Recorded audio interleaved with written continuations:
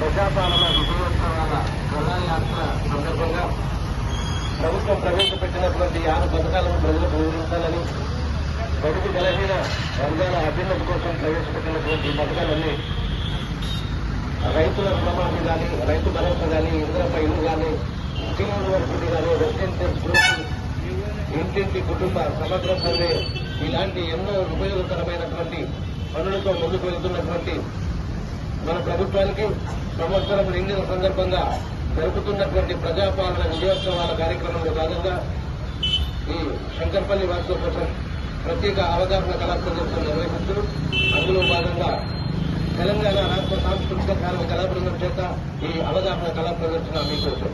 పిలిచింది ప్రజాపాలన, పిలిచింది ప్రజాపాలన, పిలిచింది పిలిచిందో పిలిచింది ప్రజాపాలన, పిలిచింది ప్రజాపాలన, పిలిచింది.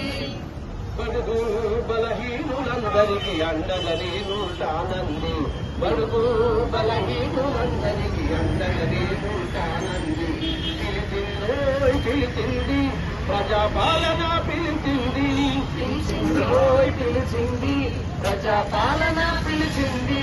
మహాలక్ష్మి పథకాన్ని తెచ్చి మహిళలకు ఆసరయింది, మహిళలకు ఆసరయింది, మహిళలకు ఆసరయింది. మహిళా మనులకు తోడుగా నిలిచి ఉచిత ప్రయాణమునిచ్చింది, ఉచిత ప్రయాణమునిచ్చింది, ఉచిత ప్రయాణమునిచ్చింది.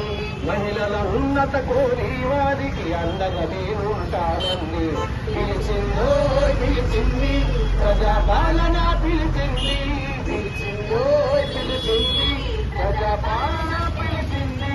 గృహజ్యోతి పథకాన్ని తెచ్చి పేదల కండగా నిలిచింది, పేదల కండగా నిలిచింది, పేదల కండగా నిలిచింది. 200 యూనిట్ల ఉచిత కరెంటుతో ఇంట్లో వెలుగులు నింపింది, ఇంట్లో వెలుగులు నింపింది, ఇంట్లో వెలుగులు నింపింది.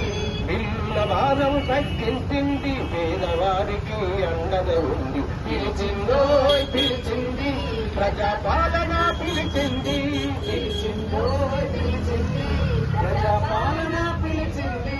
బడుగు బలహీనులందరికీ అండగా నేనుంటానంది, బడుగు బలహీనులందరికీ అండగా నేనుంటానంది. పిలిచిందో పిలిచింది ప్రజాపాలన, పిలిచింది పిలిచిందో పిలిచింది ప్రజాపాలన, పిలిచింది. రైతు భరోసా ఇస్తూ రైతుకు ప్రభుత్వం అండగా ఉన్నది, ప్రభుత్వం అండగా ఉన్నది, ప్రభుత్వం అండగా ఉన్నది. ఎకరాకు 15,000తో రైతులకు ఆసరాయింది, రైతులకు ఆసరాయింది, రైతులకు ఆసరాయింది. రైతుతో పాటు